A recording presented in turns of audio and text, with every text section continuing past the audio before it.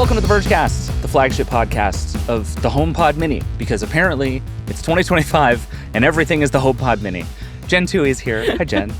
Hi, David. Yes, it's all about round fabric-wrapped balls. This is just what we do now. We have one video app, we have one idea about phones, we have one idea about AI, and we have one idea about speakers. And this is what we do. So you are in our New York studio right now because you've been in New York doing just a truly wild 48 hours of smart home and speaker news.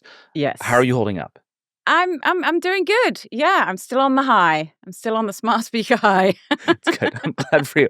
So there's a ton of news this week. So we have so exciting. Big Amazon event, which we're going to spend a lot of time talking about. We have a bunch of Google stuff that also happened this week. Weird timing from Google on that front. We're going to talk about Telly, the TV that I care more about than most reasonable things in my life. We have some Microsoft news. We're going to talk about Sora. We're going to talk about all kinds of different stuff. There's just a lot to get to. We're going to get to all of it.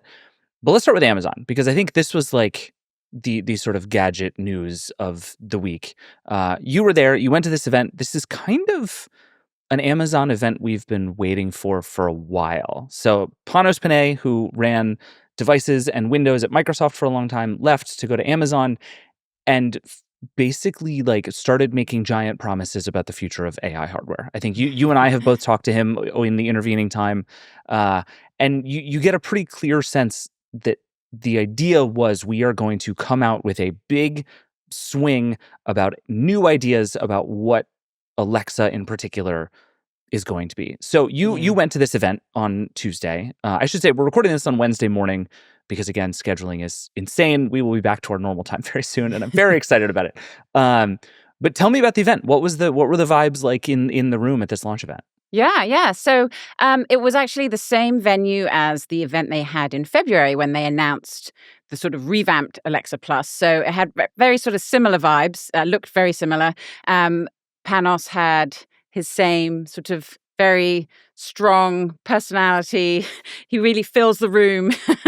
And he came on stage. There was nothing there. There was no set decoration or anything. It's very, very clean. They had some little plinths on the side that were empty, so that we were like, okay, so at some point, hopefully, something is going to appear.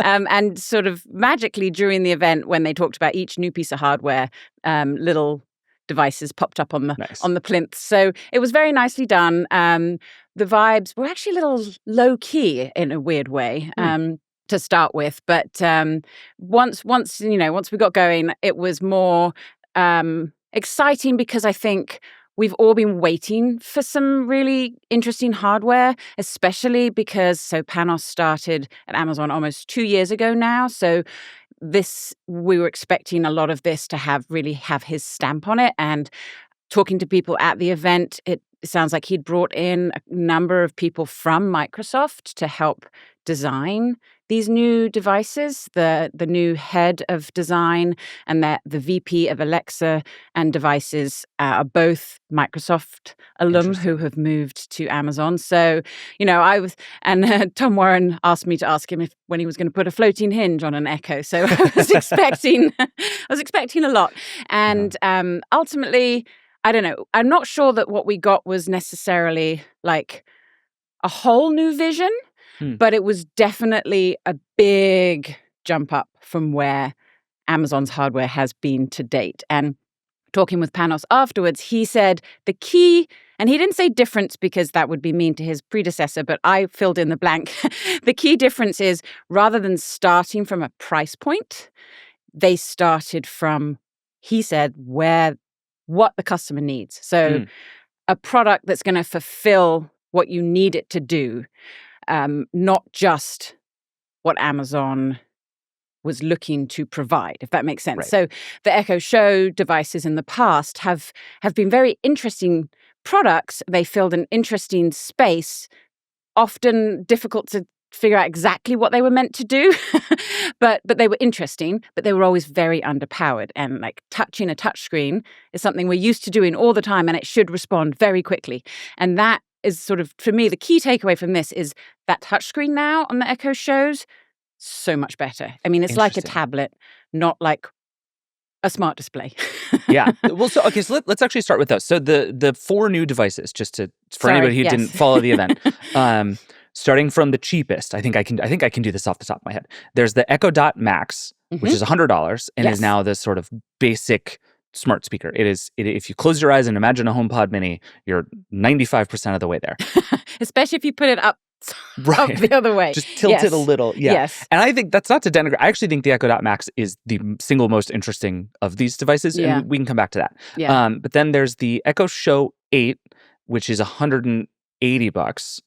And then the Echo Show, is it 10 or 11, the other one? Echo Show 11. So 11. It's the upgrade to what was the 10. Okay. So the 11 is the size of the screen. So the 8 is the 8-inch or 8 and a bit. And yeah. So it's the Echo Show 11.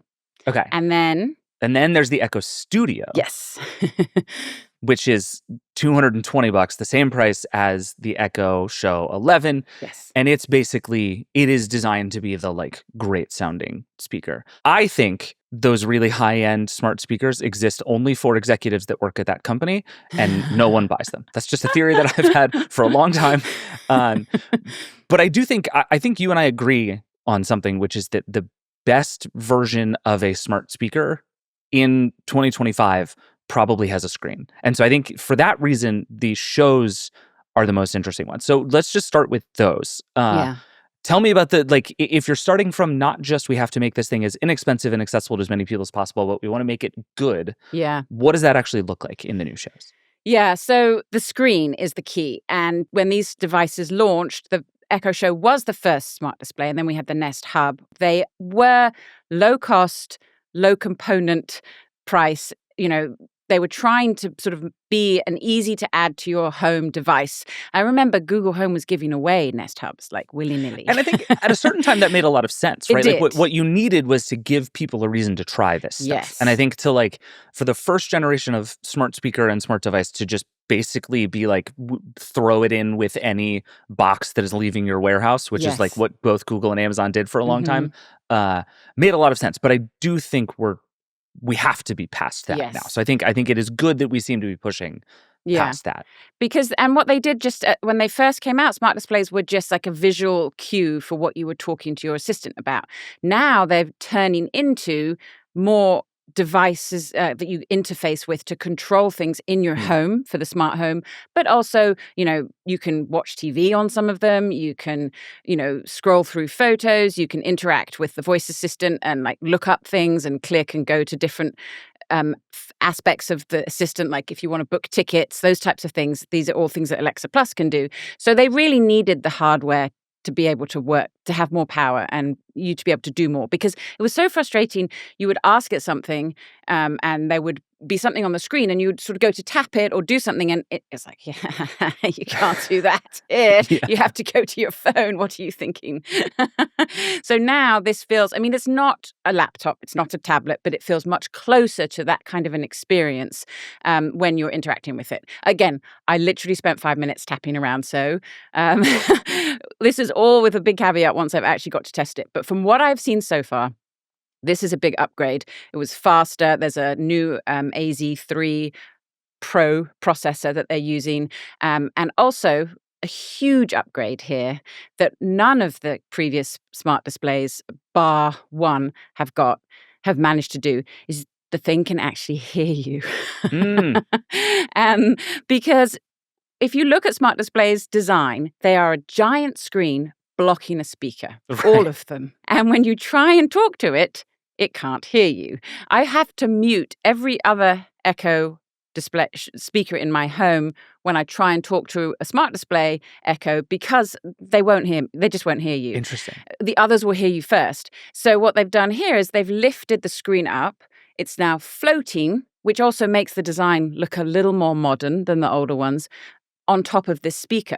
So in theory, your voice should be able to go to the speaker underneath and over the top and around the sides a little bit better. And there's this big oblong squashed HomePod Mini style speaker on the back. And the sound quality, I didn't get to hear this one, but I was told is in between the Max and the Studio. So this is slightly better sound quality than the Max, but not as good as the Studio. So yeah, this new design with the kind of floating display, bigger speaker at the back, but that's more that has a bit more shape, isn't just a big bulbous bottom like most of them are. I mean, the Nest Hub had that a little bit. It's raised slightly, so there's a little bit of speaker below it, but there's a lot more room here. So again, haven't tested this, but it looks like the design should be much better for voice control. Yeah, and there's some interesting ideas in all of that I think you see across the whole line here. One is the processor, right? Like they made a lot of noise about this AZ3 chip and the things it will enable and the speed at which it'll work and the ways that it will be able to like make this whole process more seamless, which is a huge deal, right? I think like you hear about the reason people churn out of these devices, and one of the ones is that it sucks and one of the ones is that it's annoying, right? Like the thing where it doesn't hear you is both like a physical microphone placement problem and a processing problem. And so like the work that they're doing to solve both of those things, to just sort of solve one small annoyance at a time, I actually think is really exciting. And it's the same with the touchscreen. It's like I sort of expected this thing to have some like wild new like articulating robot arm, and I like the stuff we've been hearing about, like what Apple might be doing, this like what if it spun 360 degrees to follow you around the room. And so it was actually just like, it was a little bit surprising to see it just be like a speaker. But then you go through the list and it's like, oh, this is actually just trying to poke at everything you actually do with this device all day and make it work a little bit better. And I feel like that is the precise correct approach for this, because it is like the smart home system, at least in my life, has been totally like death by 1,000 cuts, right? And the way to solve it is not with some brand new idea about everything. It's just fix the damn problems. Make it work. Yes, definitely. And I think like there's a lot of that in all of these, including things like mic placement. Like I think we're right to be excited about mic placement, because like when it can hear me, I will use it more. Exactly. It matters. And there's also some other nice touches here. Like Amazon has never been really great about the details with their hardware. And like these have fabric wrapped. It's a kind way of saying it. Yeah. These have fabric wrapped cables that like lay flat, and they match the color of the speaker. So no more white cable with a black speaker. That is nice. Those just sort of small little things. Like there's a purple one, the Purple Nest Max Hub Show. I'm going to be doing this all day. Sorry, too many. The purple show, the purple Dot Max is very purple and has a purple cable. And that's just fun. It's like, it's a small thing, but it really, it just elevates the feel of the device. And that's what these just feel more premium, better quality. They have the same kind of, I've learned a lot about 3D knit fabric in the last couple of days, but apparently this is what is the best thing for speakers, and it's not something that any Echo's had before. And they've brought it to this. This is also what gives it the HomePod Mini feel. And the Google Home speaker also has the same. So they all do really feel and look quite similar.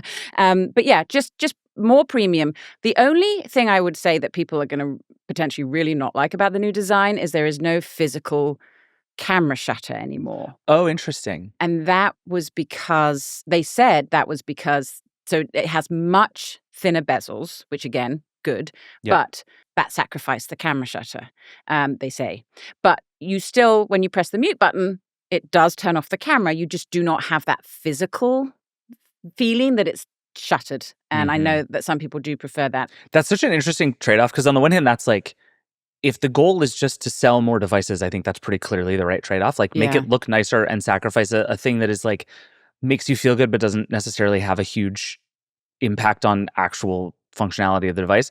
Probably the right trade-off. But I am one of those people who has really, really appreciated the thing where I can switch a button and know that it is like it is mechanically disconnected. And I think that is like important and valuable. Yeah, it does give you that peace of mind for sure. Yeah. And there's just something about these now. And I think like one of the other changes that they've made with a lot of these devices is they're making the light rings easier to see from everywhere. Which I think is a big upgrade. Yes. Oh, I totally agree. Love and that. Like you don't have to sort of like lean over the speaker to see if it's... You can actually reach the buttons rather than just like be slapping at it and figure out what's going to happen. Yeah. And so I think that kind of sort of the thing is more transparent about what it's doing all the time, I think is a good tack. But I will miss the shutter button. I'm a little bummed about that. Well, and the light ring thing is a big upgrade for me, because I have one of the Alexa speakers in my kitchen, and I can see my kitchen from my bedroom. And if someone leaves the door open and the Alexa is muted, there's this big red glow Mm. in my kitchen, and it's so annoying. So I've unplugged it because of that. Whereas now, when you mute it, instead of this huge red glow, it just glows red on the little mute button. So they're Oh, just that's little nice. quality of life upgrades that make the whole thing feel better. But I do have to address the elephant in the room because you brought it up with the displays.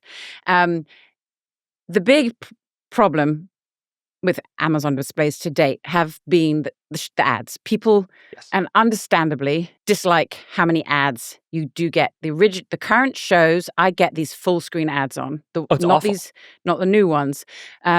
With Alexa Plus, I've not yet had any, but I realize this is in early access, so Yeah. that's probably going to change. And I think there are a lot of Echo Show owners who were bait and switched by this the first time, who are I think in a real like fool me once, shame on you kind of situation here. Yes, I mean that. And talking to the Amazon execs, ads are not going anywhere. They are talking about how they want to, it's more about discovery. And there's a lot of promoting Amazon products and Amazon services, but they're still ads. I mean, you get these in the Home app now for, in Apple. On Apple hardware, there'll be ads for Apple Music. It's everywhere. Sure. I'm sure we're going to start seeing more ads with Alexa Plus. They're not there yet, but I'm not. I wouldn't be surprised that they do come. They do change the experience on the display devices. I haven't heard the by the way on Alexa Plus yet. If anyone's not familiar with that, this is where on the speakers, because obviously no screen, no ads, they will suggest things to you by saying, oh, by the way, would you like to buy more toilet paper? So that's not arrived yet, but who knows? It's probably coming. I think I just want to say, because I know there's a lot of conversation about this in our comment section. Oh, yeah.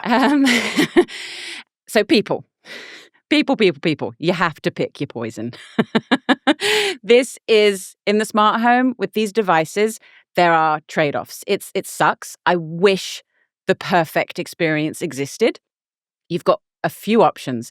You go with Amazon, which has a lot of hardware, supports its hardware, comes out with new hardware, but is probably going to put ads in your face. Not too expensive, though. Quite innovative. You've got Google. Not a lot of hardware.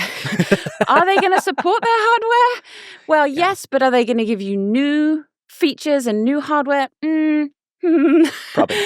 And also Google. If you're worried about ads, if you're worried about privacy, Google. So Apple, they may come out with a smart speaker. Everyone's waiting. You're going to spend a lot of money. Also, it doesn't exist yet. Doesn't exist yet. Yeah, which is part of the problem. Yeah. Bigger part of the problem. Yeah. You're going to, and then the fourth option, obviously, roll your own. Go Home Assistant. Use private voice assistants. Great. Local. Really hard to manage. Buggy as hell. So, you've got to pick at the moment, sadly. I would love for something to come along that ticks all the boxes. But right now, there just isn't the perfect solution. So yeah, it's a tricky one because I think to me the by the way thing on a speaker is like a horrible dystopian nightmare that I am just utterly unwilling to put up with. Like truly, that to me is like an instant non-starter for me. I think the on-screen ads bother me less than they bother some people. And I think, truthfully, a lot of what I've seen in our comments and elsewhere is the sense of, well, you didn't have this, and then I put it in my house, and then you put it there. Yeah. And so to me, it's like, just say you're gonna do ads, Amazon. Like, stop playing this game with people where you're like, who knows, probably fine. And then once you have a giant install base, you start rolling ads on people who can't do anything about it. And this, by the way, is Amazon's whole MO with everything. They get you signed up for things with the promise of nothing and all good things. And then the minute you get attached, Amazon starts finding ways to make more money off of you. I know. Like, that's just what it is. Yeah. I wish they would do a version of the Kindle for Alexa. Like, you pay extra for your Echo Show 100%. and you don't get ads. Just like you can pay extra for a Kindle with no ads. But the Kindle's a funny example because I always tell people to just get the Kindle with ads because it's not... Yeah. The light's not on. It's not super annoying. The ads never appear when you're looking at the thing. It's just there when they're off. So to me, that's like... save the $15 or whatever it is and just you'll never even really notice the ads in any meaningful way.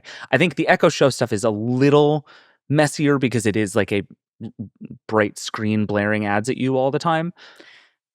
But that that I'm fine. It's the bait and switch that bothers me. It's not Yeah. actually the existence of the ads that drives me the most crazy. It's the fact that people put this in their house with no ads, and then they did ads. Yeah. That's the thing that feels gross. But I think, like you describe all the trade-offs, I would handily pick Amazon's version of this, even if it includes ads. Right now, it is Yeah. definitely the strongest. It has the most legs, most innovation. And Amazon's not. I don't think Amazon's backing away from it. We know that they struggled financially in this division for a long time, but they've obviously still investing a lot. Google, we'll get to. We'll see what's going to happen there. Google's once in a decade remembered it has Here it is. smart home stuff. Yeah.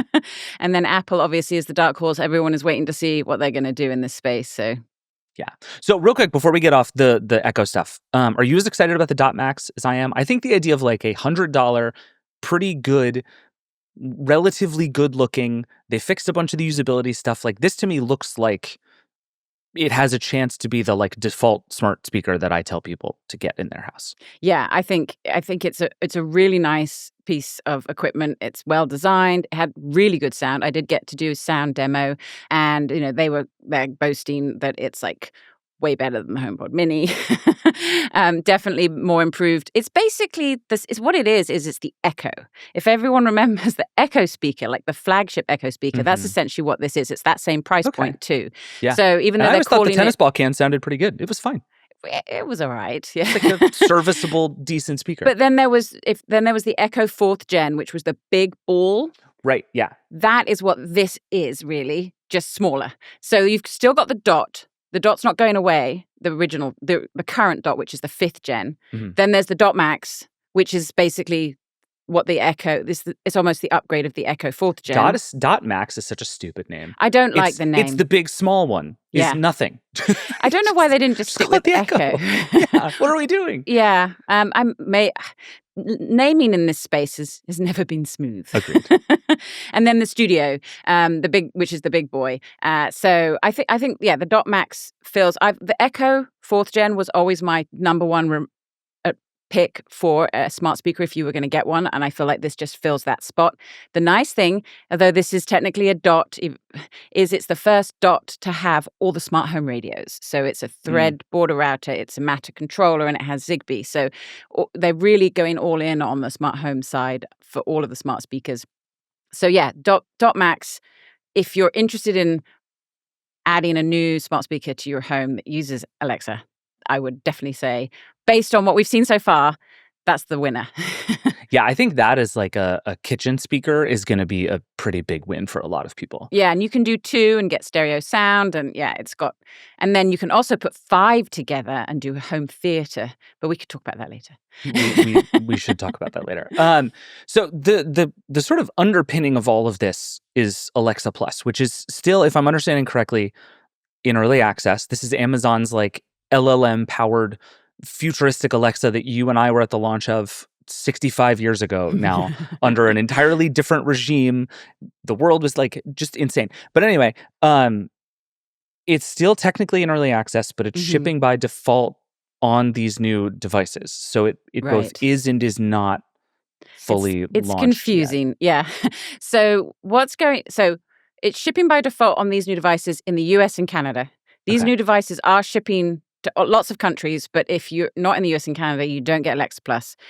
When it comes out of the box, you'll just get the option when you're setting it up. I've been told to just say, yes, I want Alexa Plus. I see. So if you don't do that, you'll have regular old Alexa.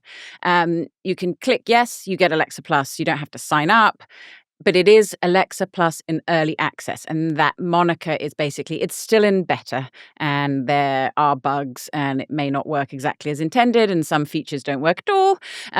So, yes. And then in terms of for everyone else that has devices, if they want Alexa Plus, you do still have to sign up for early access and wait for an invitation. But I am told that the waiting period is going to go away really soon, but it'll still be in early access. In terms of Alexa Plus is now here and for everyone, that's on the horizon still. I think they feel like there's still a lot that they need to work on because many of the features they announced in February still aren't live. They demoed some of them again this week, but again said coming soon. Yeah. So, yeah, a lot is still sort of hinged on rolling out what they've promised. Interestingly, they have announced that they announced this week that it is coming to third-party speakers. So that's a question I'd been asked a lot because, Alexa is on like Sonos and Bose and other speakers, and that is something that is coming, but again, coming soon. So there's just, it's going to take a while until we see this everywhere. You've been using Alexa Plus for a long time. Is it at or even nearing the point where it's like worth leaping for new hardware to get it? Yes, depending on your use case. Okay. It is, we should mention, $20 a month once it's out of early access, although right now it's free. And then if you get Prime, you'll also get it for free, which is kind of weird because that's what, $15 a month.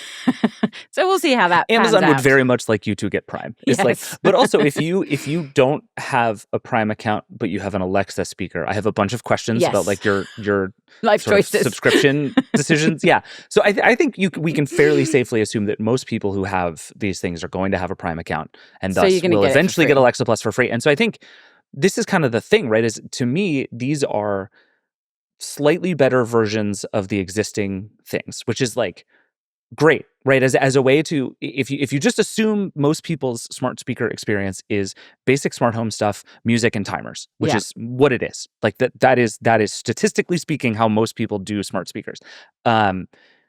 These things are going to be slightly better hardware, but not like huge new ideas. The huge new idea is Alexa Plus. Alexa Plus. And it is better, much better than the old Alexa. Even now? Yeah, oh, yes, Okay. yes. So this makes me happy. You can talk to it naturally. Natural language is just a game changer for smart speakers. The problem is, and I think the reason why a lot of people that I've seen complaining about Alexa Plus is we've trained ourselves how to talk to these devices. Oh, totally. And the new versions don't really understand that language. Interesting. You need to talk to them like you would just talk to a person. They're not designed to be deterministic. They're not designed to follow a pattern.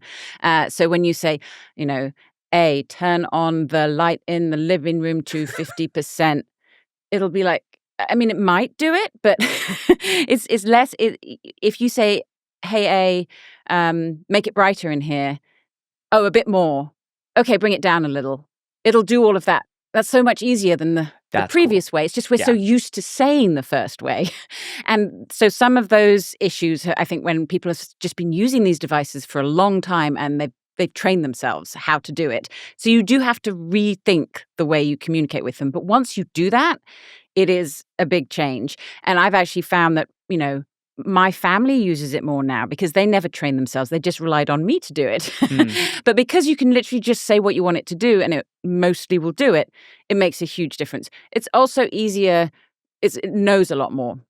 The old Alexa used to always, say, I'm not sure about that, or sorry, I can't help with that if you asked more intricate questions or more specifics. But like the other day, my husband was very jealous I was coming to New York, and he was like, oh, I heard about this great play. It stars the girl from Dexter that we really liked. You should go see it. And I was like, what play is it? And he's like, I can't remember. And I said, well, why don't we ask Alexa? And so he said, hey, what? And he tried to explain. He said exactly what he said to me, and it came back and came up with the name of the play. I think it's like The Great Americans or something. I've forgotten, but came up with the name of the play, said where it's playing, when it's playing. The old Alexa would never have been able to do that. Right. So that kind of stuff is great. A lot of the more agentic capabilities, which I tested a while back, I haven't tested again recently. Those were a little hit or miss. I also don't find much use for them. I could just as easily get my phone out. Yep. The recipe stuff is so good. Like using a smart display in the kitchen is like, for me, the number one use case. And you can now like snap a picture of a recipe, send it to Alexa, and it will break it out into a format for you with the ingredients, the steps. It will talk you through it. You can say, hey, what was the temperature I needed to set it for the oven, and just go back and forth while you're walking around your kitchen. That experience, so much better. That's the stuff, right? Like that to me is where you go. All the agentic stuff is like fine and interesting, and I think like a long way off from actually being relevant to anybody. But like if I can just do all of the things that it seems natural that my Alexa device should do, That's the stuff. And I think especially with the smart home stuff, like you and I have been talking about this forever. Like no one will ever convince me that having to remember the names of my lamps is a thing that I need to do. Something you need to do. Yeah. No, and so like what I agree. have, and remembering to say brightness 60% is like insane. No, Yeah. I will not do that.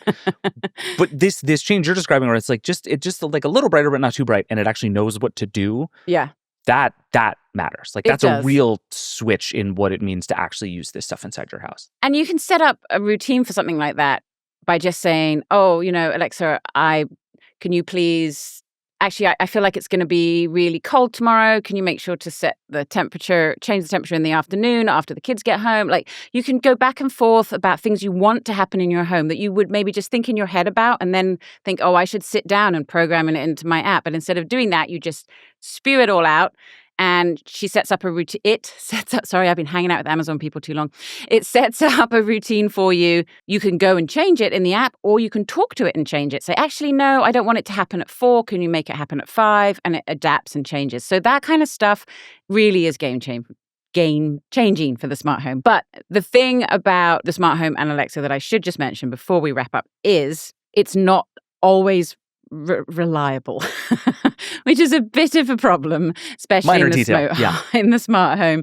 And this is down to the technology. And this is something that I'm assuming is going to be a problem for all of these systems. And I've been doing a bit of digging into this. And basically what it is, as we know, LLMs are not deterministic, right? They are designed to be creative, like designed to be, you ask ChatGPT a question, and then ask the same question again and you get a different response. In the smart home, if you ask your smart assistant to turn on the lights, you want it to do that every time.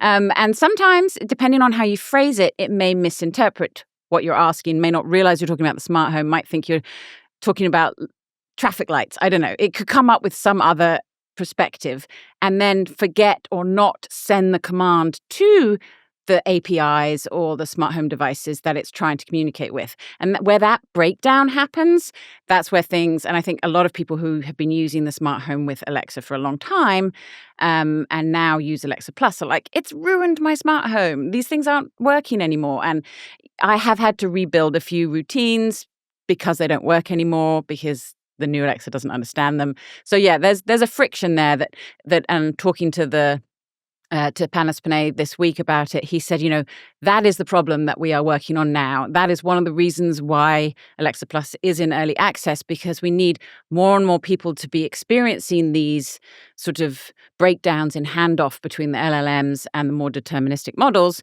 so that we can figure out how to fix that. But he was very sort of saying, well, we're the only ones that are doing this at all right now. So, which is fair enough. We'll see what Google's experience is like now that that's launching. But yeah, that is the problem. And this is probably why Apple is still not in the game because, Siri, for all it isn't great, does still turn the lights on every time you ask it to. So that kind of stuff is still being worked out, and whether they're going to be able to find a good solution or not, we're just going to have to wait and see. Yeah, that trade between it does a lot of things kind of well and it does a tiny number of things really reliably is the big challenge with all of this stuff right now, because the ceiling for all of this LLM-based stuff is so much higher. There's new things it can do. It works in new ways. The floor is so much lower because it will make dumb mistakes all the time that like you can just program Siri with an if-then statement that will work most of the time, right? And it's like, it can't do anything else. Siri sucks at everything that is not a very basic if-then statement. Yeah. But it does the if-then statements. And it does them right. It does, and that's something. But it doesn't think you're talking about something else. Yeah. Except for now, like, anyway, I'm very mad at Apple reminders right now because Siri is so bad, but that's a whole different story. I want to switch gears to talk about Google here a little bit, but the last Amazon device we should talk about, there's lots more stuff. There's Ring stuff, there's Blink stuff, there's a million new cameras. Go read all of Jen's stories about them. There's thousands of them. I do want to talk about the new Kindle Scribe just for a minute because I think... Oh, it's so pretty. So I got a virtual briefing of this. Todd Hazelton on our team went and actually saw the thing before it launched. You saw the thing at the event. I think this might be very exciting. It's Mm. expensive, particularly the new Kindle Scribe Colorsoft, which is $630. But you can get a Kindle Scribe for $430. It doesn't have a front light. The real one they want you to buy is, I think, $499. But the basic new thing is it's thinner, it's lighter, it works better in all of the ways you would hope the second generation would work better, lower latency, faster. It integrates with OneDrive and Google Drive, so it'll do some like productivity stuff a lot better. This like seems like a paper notebook competitor in a real useful, interesting way. You've actually like held and touched and seen the thing. Does it look great? Is it great? Yeah, I mean, I have a Kindle from maybe a decade ago. So I've not been like really the front of technology when it comes to changing my Kindle. And I think a lot of people don't, because, it is such a great device. Yeah. And you read your book. How much more do you need to do? You just described the best and worst thing about the Kindle line. Yes. They can't figure out how to make any money because everybody bought a really good Kindle 10 years ago and has no need to upgrade. But this feels like a sort of step forward for the device in terms of actually becoming a paper replacement, a notepad replacement. And I think when I was live blogging the event, and I said, actually, I've always been a pen and paper girl. I use a physical notepad, but I really like the idea of this. I could really like the fact that and Panos Panay was showing it on stage, and he was saying it's like milliseconds of latency. You really won't notice. It's really easy to write, because that's been one of my other problems. Is I tried to use an iPad with a pen, and it just wasn't intuitive. He was kind of cradling this thing. I mean, I think this was the thing he was most excited about. Panos is like famously a long-term believer in handwriting on device, like all the way back to like killed Microsoft devices. Like that man loves a digital writing experience. Oh yeah, he seemed like this sort of seemed really, really exciting for him. I think he was more excited about these than the shows, honestly. But yeah, it was, I mean, my daughter is an artist, and I've been desperately trying to find a good sort of tablet for her that's not an iPad, because iPads are kind of heavy. I mean, they really are for writing. You were used to doing it on a nice notepad with a pencil, and they're distracting. And what's nice about this, I think, if you can create this experience that's just your notes and just your books and just your sketches, but that you can get material in and out of. I mean, I remember, I'm sure it's better now, but sort of trying to send articles to my Kindle through Instapaper way back when. Oh, yes. But this seems it's not better, by the way. Oh, okay. Not better. That's sad to hear. So, I mean, as a reading and drawing and somewhat content creation device that isn't a bright screen, that isn't distracting. I know there are other e-ink tablets out there that are kind of trying to do this as well, but obviously Kindle has that lock-in with your books. Yeah, I was very impressed with this and very tempted. Maybe for me, but definitely for my daughter. It's easier to spend $600 on her than on me. So this is one of those things that I think the price to me is the only thing that kills the appeal. Yeah, that's a lot. It's a lot of money for this specific thing. And I think it is inching closer to being what I want it to be. Like, I think color's a big deal, and I think there are a lot of people who will see this as the big color Kindle and will want it for that reason alone, right? Like, if you're reading comic books, when the first Colorsoft came out, the main feedback I saw was from people being like, this looks great, I want a bigger one. Yeah. Well, the first feedback was, why is the screen yellow? But then they fixed that. and then the feedback was, why isn't this bigger? And I think this is going to be exciting to a lot of those people. It's just $630. And so I think the next phase of this is like, okay, let's take this stuff and bring it down towards regular Kindle prices, and we'll be really onto something.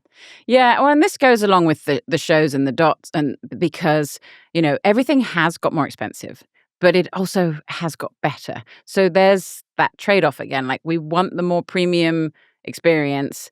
Yeah, right now it's maybe more or too expensive in some cases. But as we've seen, the trend normally will be in 2 or 3 years, hopefully some of this technology will get cheaper, and we'll get the first gen of these devices are always going to be a little, I mean, the original color, like Kindle Oasis, wasn't that like one of the first big redesigns? That was quite expensive, and that's now much more affordable. So yeah, it's Amazon does have a pretty good track record of sort of pulling this stuff down the lineup over time. Yeah. And I will probably be waiting for that one.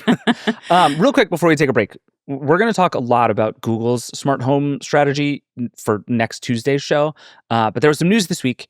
Google as it does every once in a while, completely changed its mind about everything, about how its smart home strategy works. Uh, just give me sort of the top line news. All I know is I saw a picture of a red speaker that I immediately was like, that is the best looking smart speaker I have ever seen in my entire life. It's very pretty. But inside that speaker, Google seems to have kind of changed its whole smart home strategy. What is happening here?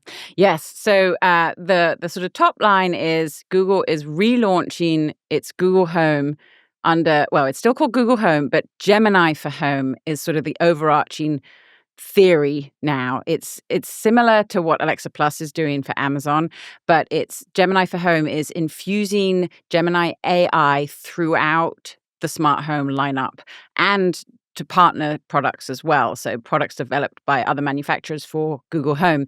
So what this is that the Google Assistant on the smart speakers and smart displays is going to be replaced by Gemini. That's already sort of happened, or you can get access to Gemini features, but this is now a complete wholesale shift.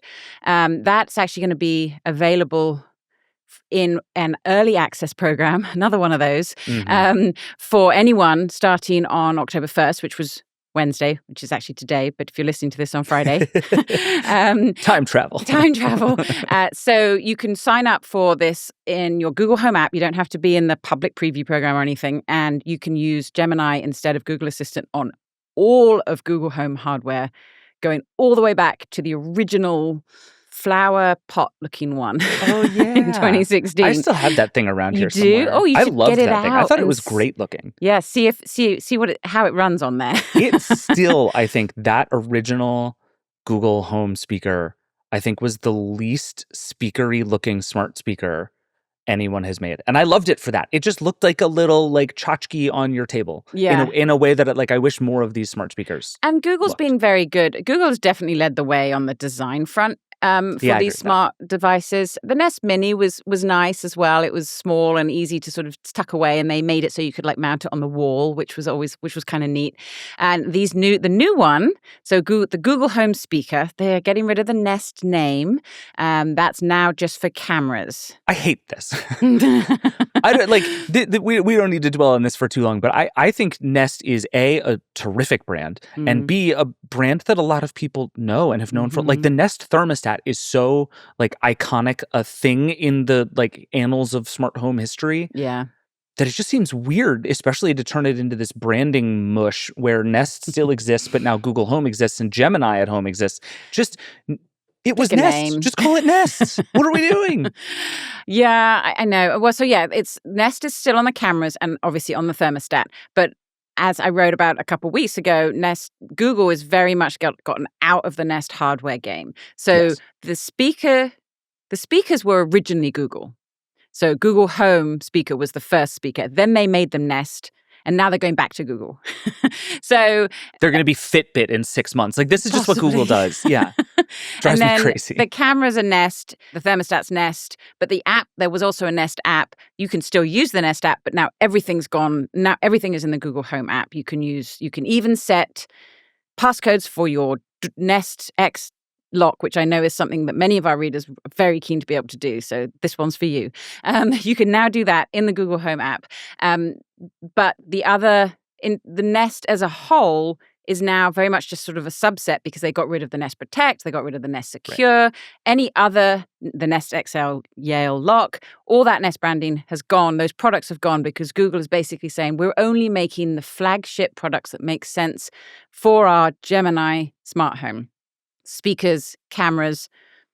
They haven't mentioned the thermostat, but they did just update that quite recently. Yeah. And then they're moving towards partners. They just announced this week Walmart, the On brand, has new cameras that work with Google Home.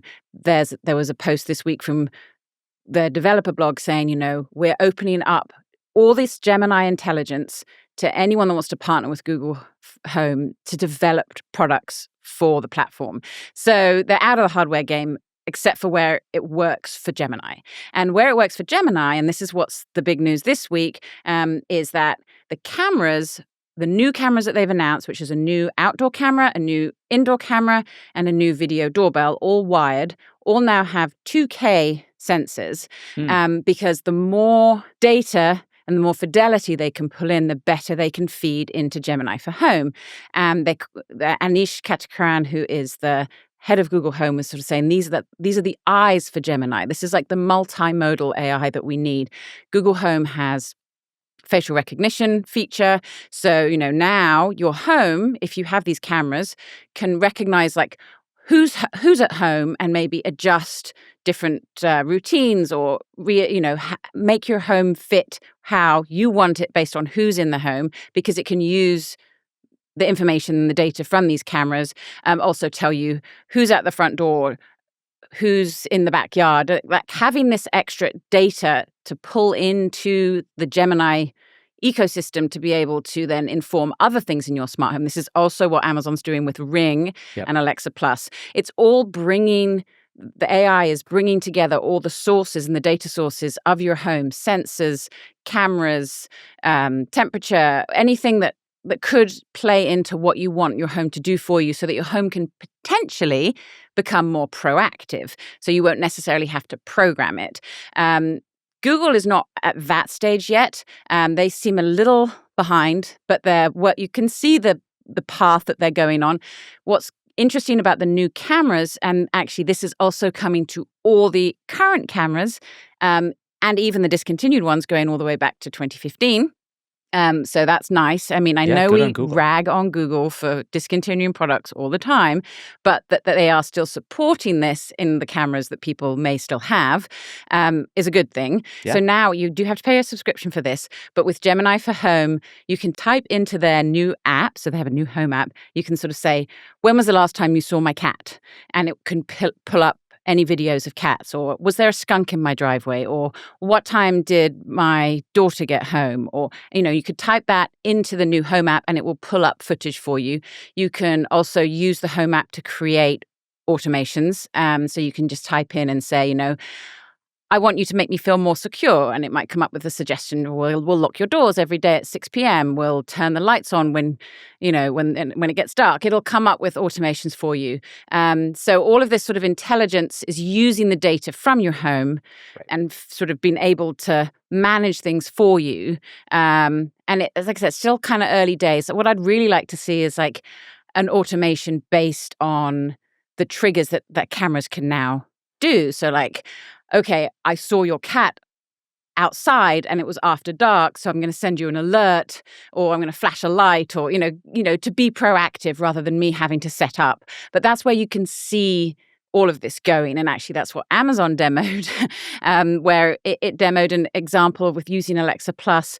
Alexa actually said, oh, I noticed no one has fed the dog today. Would you like me to set a reminder to feed the dog every day at a certain time? And they were able to set up an automation. So whenever Alexa notices the dog hasn't been fed, it would send an alert to the person who was supposed to feed the dog.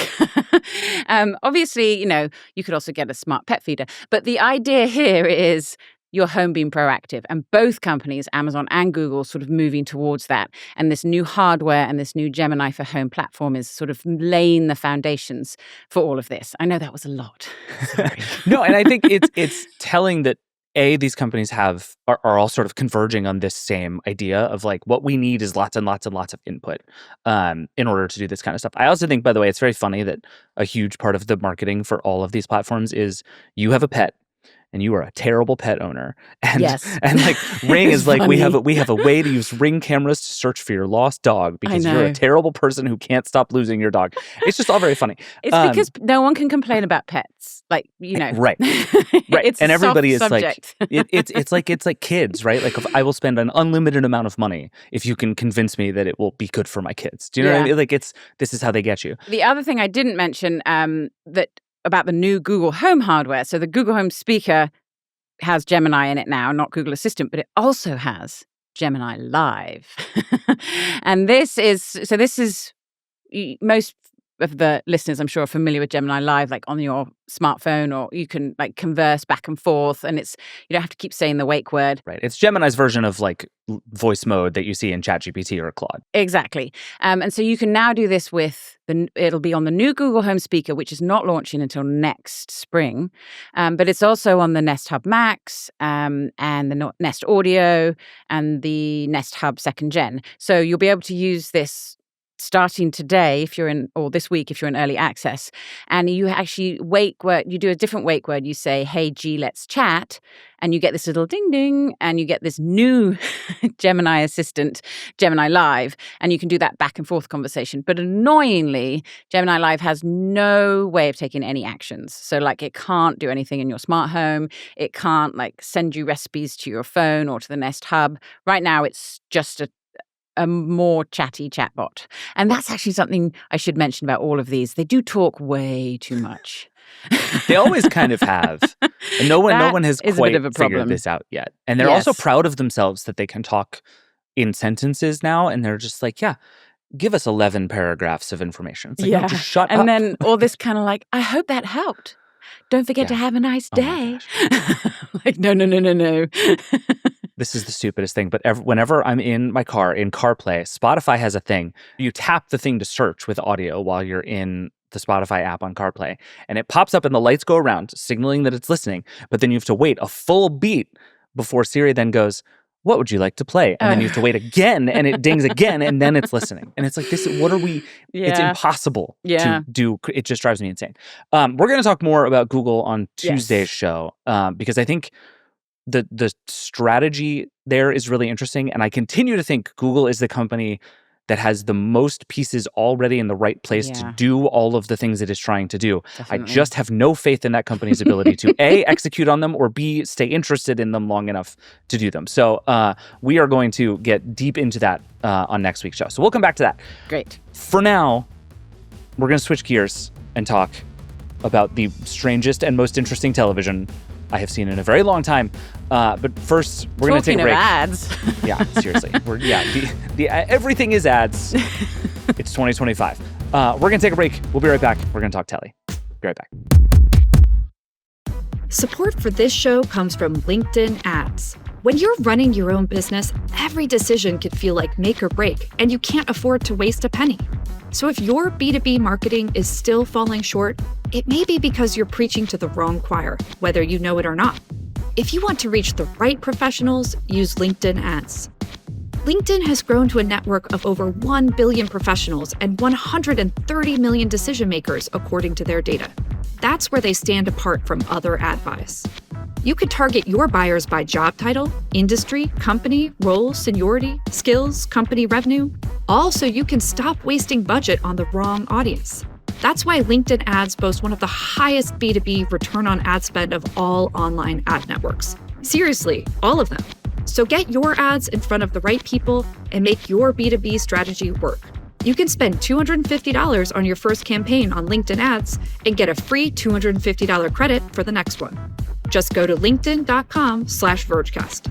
That's linkedin.com/Vergecast. Terms and conditions apply. Here's a quick question. Why do we assume simple and cheap means basic or just for beginners? Professionals want tools that save time and money too. It's not just for newbies. That's the idea behind Spaceship, a platform that simplifies buying, connecting, and managing domain names, with over 4 million domains registered already. That's alongside offering web hosting, business email, and more advanced business products like virtual machines and Hyperlift, which lets you create apps, APIs, websites, and more without touching infrastructure. You're ready to launch new ventures in just seconds. Plus, Spaceship comes with extra highlights, including Unbox, making it super easy to connect your products to your domain. Or Alf, your AI buddy, that can handle domain transfers, DNS updates, and all the tedious tasks. And Roadmap, a community-driven way to suggest and vote on features so the platform evolves around what professionals actually need. Grab exclusive deals at spaceship.com/Verge and use promo code Verge. That's spaceship.com/Verge. Promo code Verge.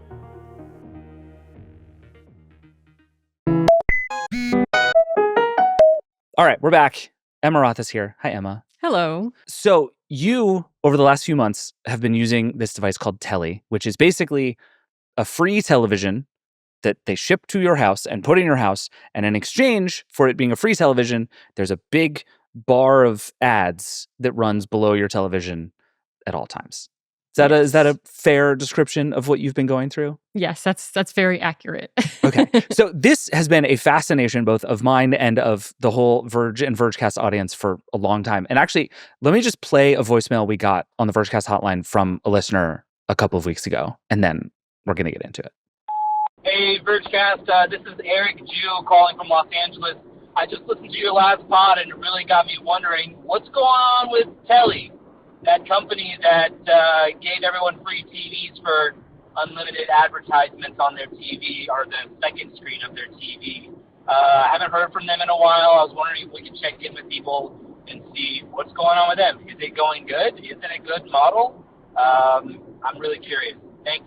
We had the CEO of Telly on the show a while ago, and ever since, actually, The Verge has been covering Telly for a long time. And you got a Telly, but you didn't get one as like a reviewer. You got a Telly. Yeah, right? I just kind of put my name in the hat. I mean, I didn't like contact them or anything and tell them, oh, I'm going to review this. They just kind of picked me out, I guess, and sent one to me. And yeah. So tell me, I'm like, I just want to start this experience at the very beginning because I think literally everything about Telly is weird and fascinating. Mm-hmm. What happens when Telly arrives at your house? Yeah, well, I think it actually begins before it even gets to your house because when you reserve a Telly, you have to agree to so many different things. Like it is, I mean, I do kind of give them credit for being very upfront about what they are doing here, and that's to collect your data to use for its ads. And like a lot of the questions you'll have to answer is like, how many people are living in your house? Like, are you a parent? Like, do you like to go to the movie theater? Like stuff like that. And I filled all of this like giant questionnaire out. And as I noted in my report, the first time the Telly arrived, it was broken. And like broken how? The whole screen was cracked. And of course, great. I didn't realize that until I got it out of the box and set it up and turned it on, and it was just broken. So I have to At least it was free. Exactly. It would have been more disappointing, I think, if it was like a Samsung or something, but So I mean part of what I think is so interesting is like that's such a perfect company who has never shipped a television trying to figure out how to ship a television thing. Because I think like I just looked this up and I interviewed Ilya Pozin, the CEO of Telly, almost exactly 2 years ago on the show. Wow. And this was after they had started taking reservations and the thing existed. And Telly's whole thing was like, we're just going to say the quiet part loud, right? Like the Vizios of the world out there are selling you TVs essentially at cost, and they're making all of their money with advertising. And Roku is selling stuff really cheap and making all of its money on advertising. And like, this is the business of television now, is sneaky advertising. And he's just like, well, what if I just took that all the way to its logical conclusion and I will ship you a television for free, and it's going to be a big, beautiful television that is going to have another screen underneath it that just always shows you ads. And the ads are going to be how we make money. By putting a billboard inside of your house, that's how we're going to make money. And then you can just sort of see them in the intervening 2.5 years be like, oh my God, we have to build and ship a television. and I just think that to me is like the perfect microcosm of this whole thing. And we've heard from so many people who are furious about the amount of time it has taken for their own Telly to show up. And it's just like the things that they're doing where they're like, well, it's really easy to make a TV. We'll just ship it to you for free and everything will be fine. Like, nope, it's not nearly as simple as you make it sound. But you did eventually get a working television to your house. Yeah, I have to say they were like pretty responsive with that. Like they sent a new TV like pretty quickly after that, and it came through FedEx. And once we finally got it set up, it's it's just funny because it shows you like a whole introduction, like how Telly's the future of TV and like all this stuff, and then you just see the secondary display light up, and it's pretty wild to see. Is it very distracting? It is. Like, can you watch a show and like, does it go away when you watch a show? No. Oh. I mean, it's on all the time. You cannot turn it off, and you can't cover it up because Telly has it in their terms of service. You cannot cover the second screen.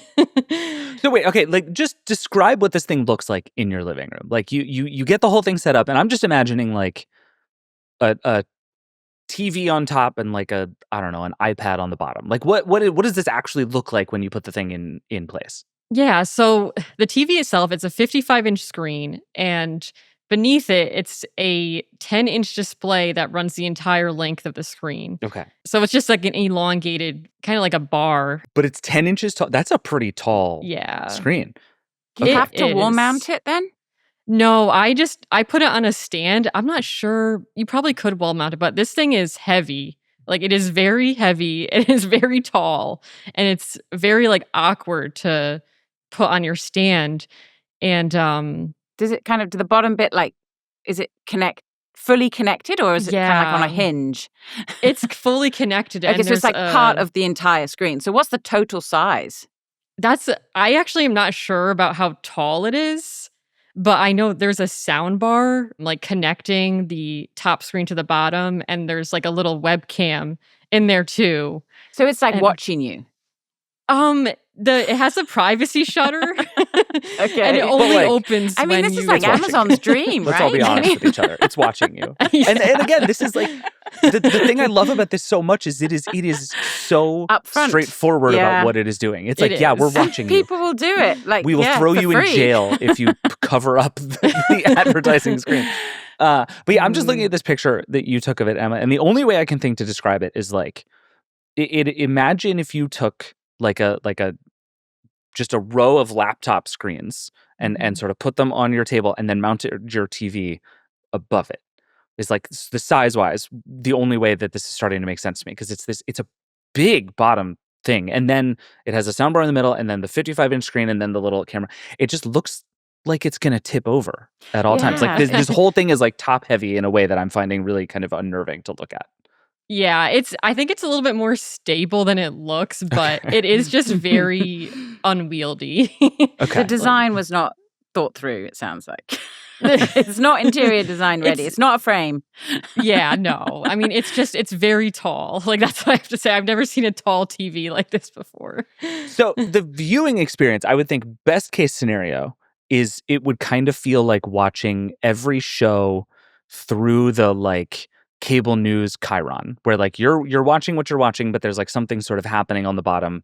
Yeah. And we're all like a little bit used to that. It's a little annoying, but we're a little bit used to it.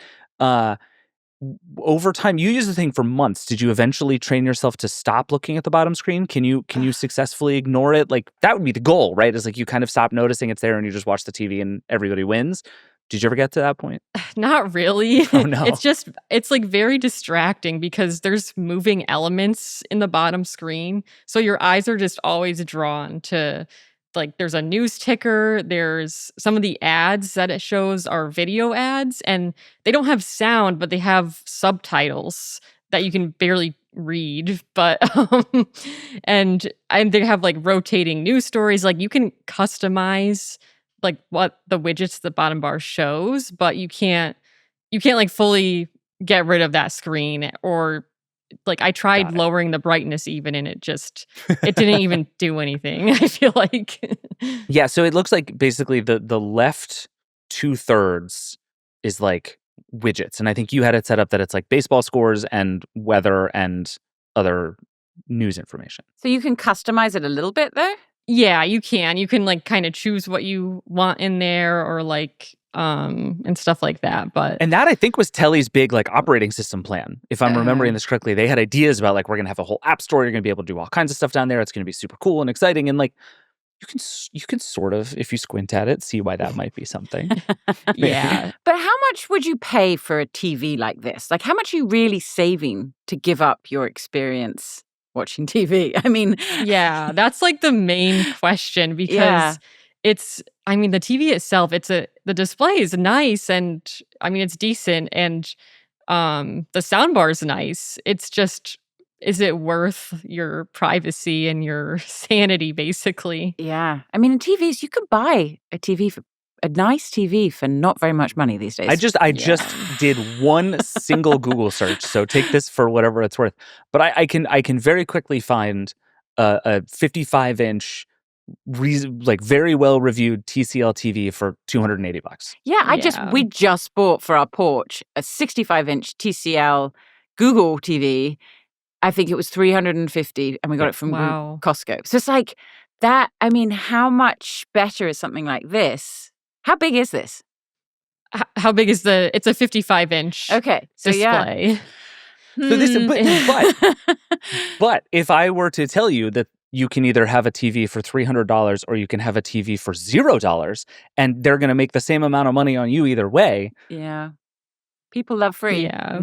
But wait, Emma, can I say the single most devious thing that I think Telly is doing here, and the thing that I kept laughing at reading your story, is that not only is it against the terms of service to cover up the advertising stuff, they've actually moved so much of the interface down to the bottom screen that you have to look at it all the time just to use the television, which to me seems, it's somewhere between like really deeply gross and totally genius. And I think they know that you can't cover the TV, and they have made damn sure that you can't cover that bottom screen. All of that effort, I mean, effort they've put into making sure you see those ads. It's like evil genius levels here. It truly is. Like you have to go to that screen to like switch in between like your inputs and to navigate between other apps as well, and you really can't cover it up, and they definitely did think about that. It's really smart. So other than watching TV, like you mentioned you tried it as a way to make Zoom calls, because I think again, like the thing I found fascinating about Telly's whole idea, other than the like we're just doing the quiet part loud piece of it, is like, Jen, a thing you and I have talked about before and agree on is that there is huge potential for the TV as like the central computer in your house. Yes. And there's lots of interesting smart home stuff you can do.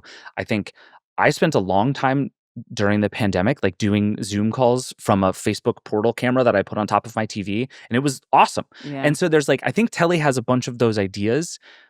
Did you get to test any of that stuff? Does any of that stuff even exist? Like what was good and what was bad outside of just the TV watching experience? Yeah, I tried doing Zoom, and I mean it worked for a little bit, but for some reason the microphone on the Telly was not picking up my voice. Like at first it was worked for like 2 seconds, and then it just like cut off, and I tried it again and like another day, and it just like totally didn't work. And I'm not sure what happened there, but I have to say like the navigating making hardware is hard. Telly, did you find this out? But I mean, if you could get it working, it would be kind of cool, and you could have like little watch parties, like you could have your friends like on the bottom display, like you could see them while you like watch a show together. I mean, that's fun. Yeah, like they don't have to have a Telly either. Like they could just go on Zoom. Like if I could actually get like the mic working, like that would be kind of cool. Yeah, this is the thing. Telly keeps saying things that you're like, oh, that seems like a good idea, and then they're like, but the device is free, and you're like, oh, I bet it's going to be bad. Yeah. You also tried an app that I believe is called Gofa. Oh, yeah, the fitness Tell me about app. Gofa. So basically, it's almost like the Xbox Connect. Like it walks you through various like workouts, and it uses like the camera to, I guess, look at what you're doing and like judge if you're doing it right. But I mean, I thought it was kind of cool, because I used to like use the Connect so much when I was like a long time ago when that was a thing. And it's just interesting. Like I thought that was kind of a cool idea that they had. Yeah, there's a lot of this happening in TVs, like the Samsung TVs and also the new Fire TVs. They have millimeter wave sensors to kind of see, like, check your form and stuff. But or you can stick a little camera there as well. They don't have them built in for obvious reasons. But yeah, I mean, the TV, the giant screen in your living room is kind of like the obvious place for so much of what we're seeing with like the smart home and like home wellness, fitness. There's so much you can do there. I mean, Apple TV Fitness, obviously. I mean, I use the fitness program with my Apple TV all the time, watch the guys rowing in the studio and row along with them. All that kind of interactive stuff is great. And it seems like if Telly could start to add a bit more value like that, those types of features, you could kind of see perhaps the point of this, but I'm still far behind, even though I don't mind Amazon's ads on my Echo Show devices. So Emma, this is too much. This is the big thing I've been thinking about this whole time. Is a question I asked Ilya 2 years ago is, you have all these big ideas about what a TV could be. You have all these interesting features you want to add. You have all this stuff you could do. What if instead of selling me a free TV, you sold me a really expensive TV? That did everything. Right. And you made this stuff really good, and it all worked, and you actually tried to sort of proactively make the case that this thing should be the center of your home in this like meaningful technological way. And his answer to me was essentially, I could do that and it would be great, and absolutely nobody would buy it, because the price race of televisions has gone all the way down to the bottom, such that if I tried to sell you the best TV you've ever seen in your entire life and it did everything perfectly, no one would buy it anyway. But I'm curious, you've now used the thing and lived with it for a while. Like, is there a version of this idea that is compelling to you?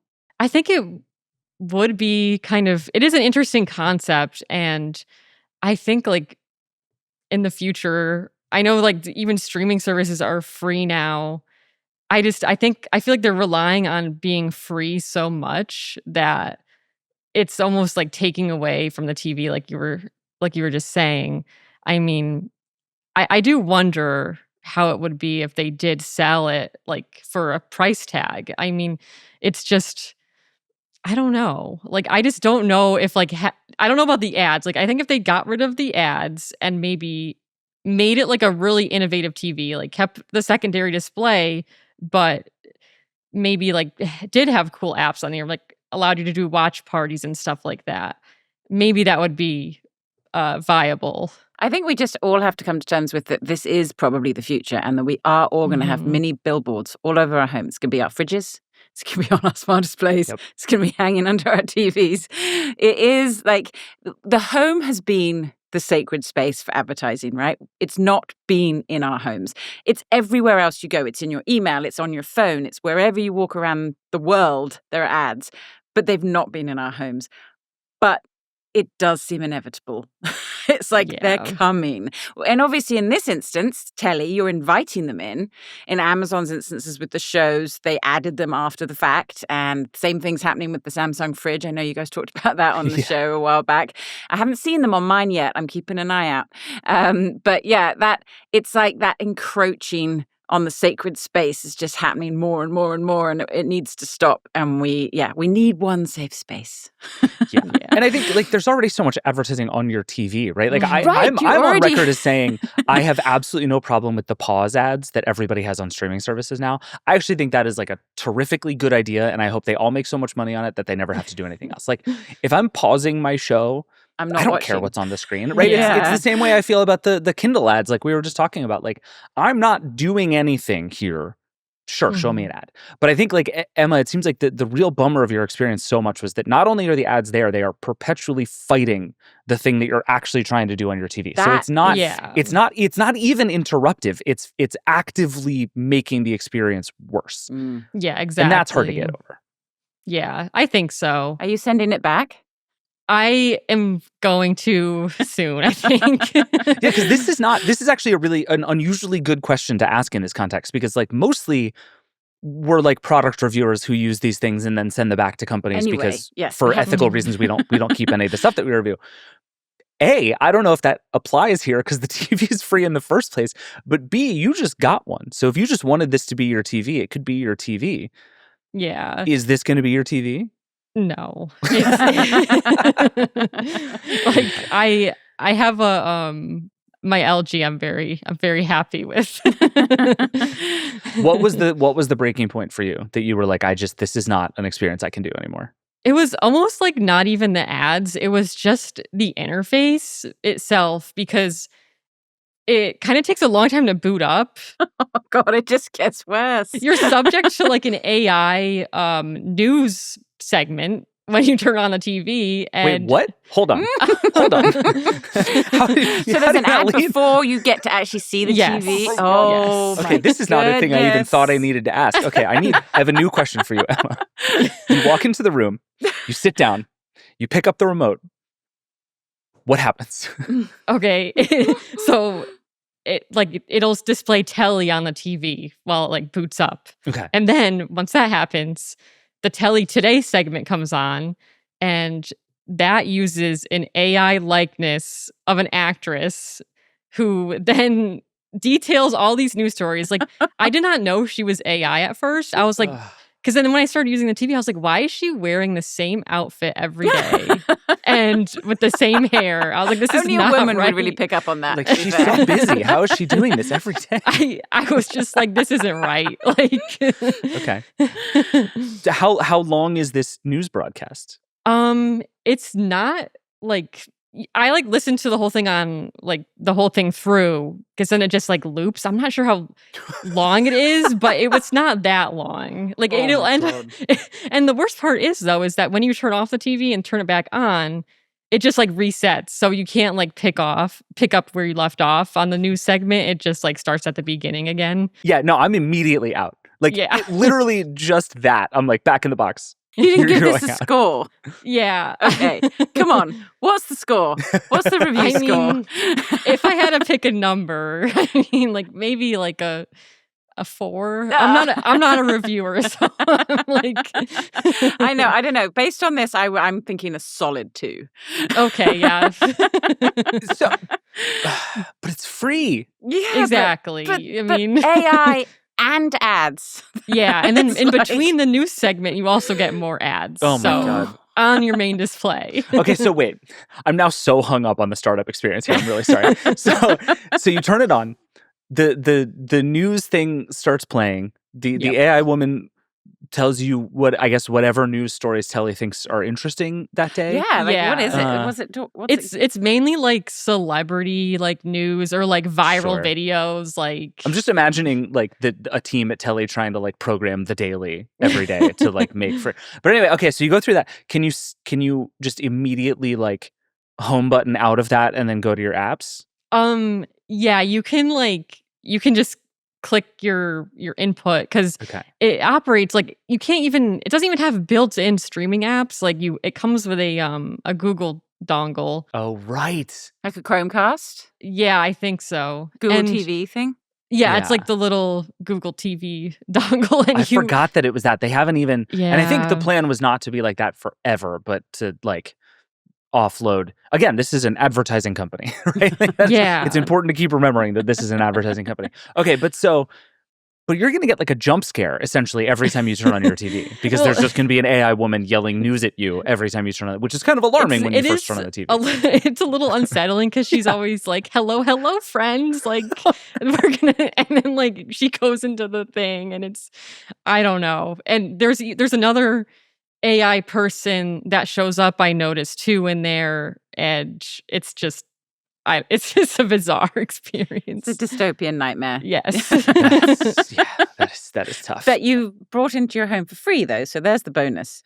Yeah. You didn't spend any money on this. I do think this is a fascinating test, and I know we should switch gears and get to the lightning round. But I do know there are a lot of Verge readers and Vergecast listeners who signed up to get one of these things and have them in your house, and I think this is maybe the most straightforward test we've ever had of what people are willing to put up with for free stuff. Yeah. And I mean that like everybody's price tolerance is different. There is a whole spectrum of stuff we are willing to put up with for free, right? Like my Gmail got more and more ads all the time and I keep using Gmail. Like everybody has been testing this theory for years and years and years and years. And I think this is the most extreme version of it we've ever encountered. Like, what if all of this was blaring in your face at all times, but you got to save $300 on your TV? And I think I want to hear from everyone who has one of these in your house. Call the hotline, 866-VERGE11. Send us an email, vergecast@theverge.com. I genuinely, no judgment on any direction, but I want to know if you kept your Telly, and I want to know whether it has proven to be worth it for you or not. Because I think there's a lot of this stuff that, Emma, sounds like just sort of first-gen problems, that it's like, I suspect the next webcam would be better. I suspect some of the apps would get better if this thing becomes popular. People will start to like, if there is a there with this, I actually think V2 might be really fascinating. Mm-hmm. I also think it's possible that enough people are going to have the experience you did of just like, this becomes untenable because the longer I sit here and watch it, the more I hate it, that the whole thesis behind this device is just not going to work. Well, and this has to be in your main viewing area, right? I think I read that in your piece. Like, you can't like put this in the guest room or something as your extra TV. This has You're not supposed to. Yeah, I was gonna say, how do they know that? Yeah. Well, that's another thing. Like, you're supposed to keep it connected to the internet, plugged in at all times, but at one point... Has anyone from Telly like shown up at your house to make sure? I'm imagining this like a random inspection kind of situation. No, I was actually kind of scared because like I left it unplugged for like 3 weeks. I was like on vacation and nothing happened. So I was a little bit nervous about that. You come home, you're like, I've been robbed, but only for one specific thing. All right. I want to hear from everybody. Emma, will you stick around and do some lightning round with us? Yeah. All right, good. All right. We are going to come back and do a lightning round. Emma's going to ship her Telly back, and we'll be right back. Support for this show comes from Anthropic. Claude is the AI built for developers who don't settle for good enough. It's not just another chatbot. It's a coding collaborator that works alongside you. Claude can help you reason through problems, explore alternatives, and arrive at cleaner, smarter solutions. And with MCP connectors, you can plug Claude directly into your workflow. GitHub, Jira, Notion, Google Workspace, and more, turning it into your coding command center with full context across your projects. And with Claude Code, you're not just getting an assistant, you're getting an agent built for the frontier of software development. It combines the latest Claude models with tools optimized for coding, so it can handle project-wide changes, manage dependencies, and refactor, all while respecting your conventions. The result? You write better code faster without ever giving up ownership of the process. Ready to tackle bigger problems? You can sign up for Claude today and get 50% off Claude Pro, which includes access to Claude Code when you use this link, claude.ai/Verge. That's claude.ai/Verge right now for 50% off your first 3 months of Claude Pro. That includes access to all of the features mentioned in today's episode. claude.ai/Verge. All right, we're back. Let's get to the lightning round. Unsponsored for flavor, whatever that means. Nilai's going to be back soon. He'll explain what that means. I'm excited about it. I miss the thunder. The thunder is gone. You'll notice Jake is gone. I killed Jake. No, Jake is out doing Jake things. He'll be back, but he is still very sad about the thunder round, and he continues to post at me from burner accounts about the thunder round. To all of you, I hear you, and you're wrong, and I don't care, and it's the lightning round. Shocking amount of news to get through this week. So let's blow through some of it. Emma, why don't you go first? What's your first lightning round story? So I had a story about how Microsoft is giving its Copilot AI a face.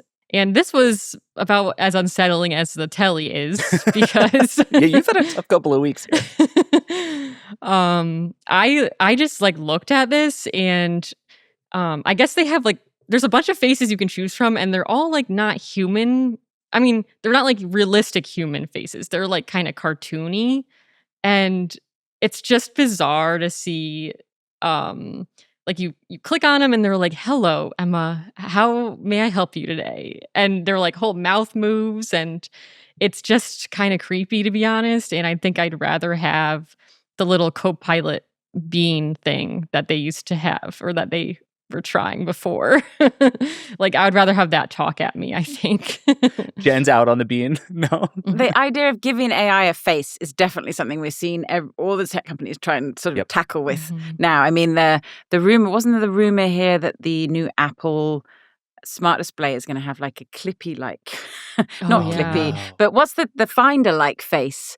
So like because I think one of the keys here is some expression does help with the communication, but does it need to be human, or can it just be, some kind of like smile, like on the Echo's devices we're talking about, it's like little smile now pops up to sort of show some interaction. So you kind of need some feedback, but does it need to be, and yeah, you're right, these are kind of creepy looking characters. Can you stylize them at all, do you know, or does it you just choose one of them? Like, can you customize your Copilot creature? I think you have to just choose one of them. Okay. I can see them in the future, like letting you customize them, but for now it's just kind of like, here you go, like just pick. And where does it come? Like, I have not used a Windows computer in a very long time. So does it like just middle of the screen, or is it in the corner, or where do they appear? I just put it like on it's on like the browser. Like I just tried it on the browser and it just is like in the middle of your browser, like a big face that's just like talking to you, and you talk back aloud to it, and it's just kind of bizarre. Like I can see that what they're trying to get at, but like I'm not sure if AI really needs a human face. It's one of those things that I think you're totally right, Emma, that you can like absolutely 100% imagine the series of decisions that led to the launch of, I think it's called Portraits.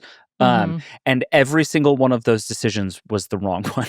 and it's just like, because it's like, I think that most people's experiences, you load up something like the ChatGPT voice mode, and it has this sort of pulsing thing that gives you this idea that it's listening, and you want something that seems active, right? So it doesn't just feel like you're shouting at a static screen, which feels bad. And so figuring out what those animations should be and how they should work and what kind of character it should be, I actually think is a really interesting exploration. And I know all these companies are doing that in terms of like, what is the tone of voice that these things should have, and what is the character of them, and how should they talk, and should they use words like sus? Like all these different things I think are super interesting and valuable. And I think if you land on like Polar Express level animated people, you have gone wrong. It's just, I agree that we should, in principle, we should not be training people to think of these things as humans. I understand why the companies want you to do that, and I think it is bad and they should stop. I also think, like, the idea that maybe it should seem like some cool, weird alien being creature is, like, maybe closer. And there's all kinds of interesting examples in science fiction of these, like, weird objects. Like I was just watching Elio, the Pixar movie that just came out that nobody saw. Delightful movie, by the way. Highly recommend it. And there's this really cute little like blobby alien that just like follows him around through most of the movie. And I was like, that's what I want my AI to be. Like, forget the rest of this. Just give me a little jellyfish looking alien that talks to me in every language known to man, and I'm in. The floating around part would be great too. Oh Then you yeah, don't I have want to to just wear sort of it. just like kick it up here It next just to me. hangs out. Yeah. That's the dream. Yeah, but Copilot Portraits is not it. That's all I know for sure. While we're on the subject of slightly creepy AI, my first lightning round thing is this new Sora app that OpenAI put out this week, and Slightly creepy. It's fair. We're going to talk more about Sora over time because it's still it's in an invite-only app that most people have not had access to. But I think the idea is essentially it's TikTok, but everything is AI generated is what it's going to be. This is like the Vibes app that Meta put out, which is essentially the same thing. It's just like, what if Facebook was all AI, which AI would point out is just what Facebook is now.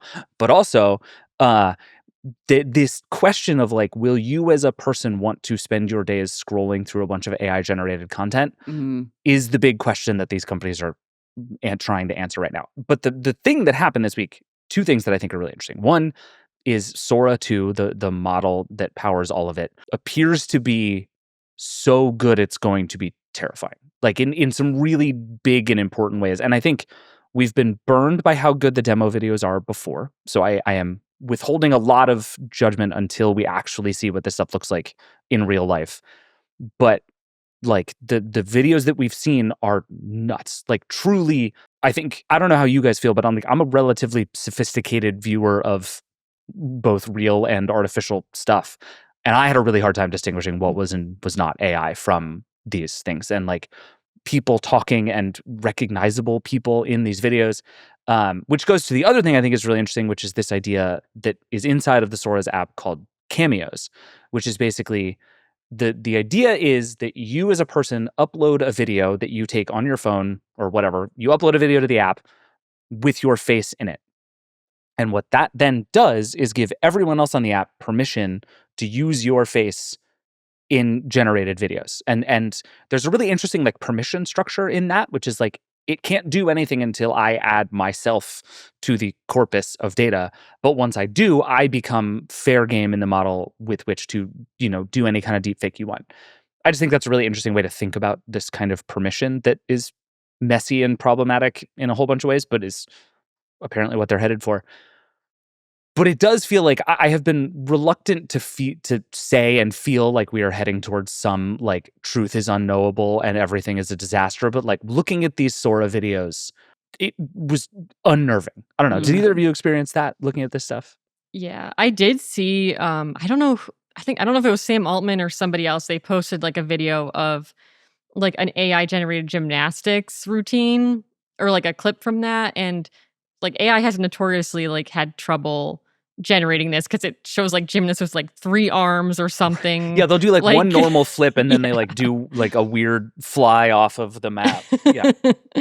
But it seems like Sora, like it looked like a real clip. Like this one looked legit and it was kind of unsettling and just not great. I think it's terrifying that all of this is getting so real. But one of the kind of the flip side that makes it even more terrifying to me is that when the fake stuff gets so real, it means that no one believes the real stuff either. It's like the fake news dichotomy that we've ended up in. It's like, you've got to trust your sources, which is always something reliable sources. But with this, it's like, if you can't believe anything anymore, and that just puts you in like an existential crisis. Like my daughter is 14 and she spends a fair amount of time on TikTok, and she can tell right away when something's AI. It's like, it's now like a new skill that our youth are learning, Totally. which is a good skill. But but this is what I've said to her. It's like, is there going to be a point where you can't tell the difference? And when you get to that point, nothing is real. That was the Sora 2 videos. And again, these are just demo videos. Like God only knows how accurate this is to what most people's actual experience will be. These are the first time that I have looked at them and like I've had to watch them several times before you could clock anything that looked like AI. Yeah. And like maybe the youths will be better at this than we are. Like hopefully they will be. But I would have said we were a long way away from it being really impossible for anyone to tell. And now suddenly it feels like it's closer than I realized, which is pretty scary. Yeah. All right. That's my deep existential crisis for the week. Jen, what's your first lightning round? It's Fat Bear Week.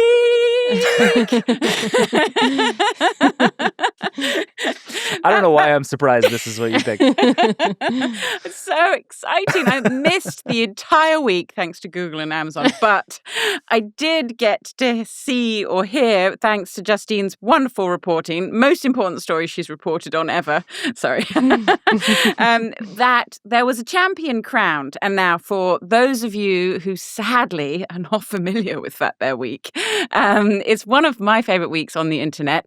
It is when a group in Alaska live streams all of the brown bears coming to the Katmai National Park, where they converge on, I forget the name of the river, but one of the big rivers where all the salmon are jumping up, and the bears just stand there and let the salmon jump in their mouths. It's amazing. And they're doing this to get fat for the winter. Same, honestly. Yeah, that's right.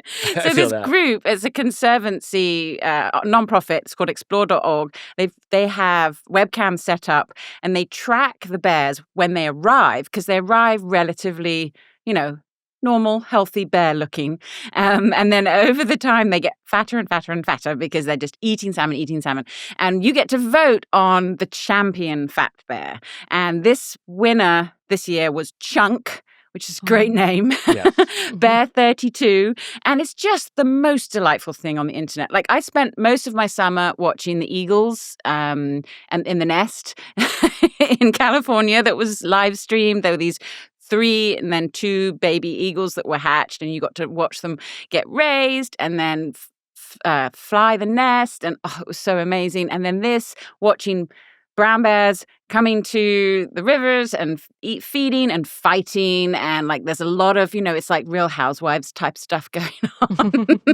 And I literally, most years, I have 2 monitors, and one monitor will be live feeds of brown bears in Alaska eating Amazing. salmon. And it's just so soothing and great and fun. And I was so excited. I was excited. But Chunk, weighing in at 1,200 pounds. Wow. An impressive. Good for Chunk. He got, one of the reasons he won, I think he got the sympathy vote because he sadly had a broken jaw.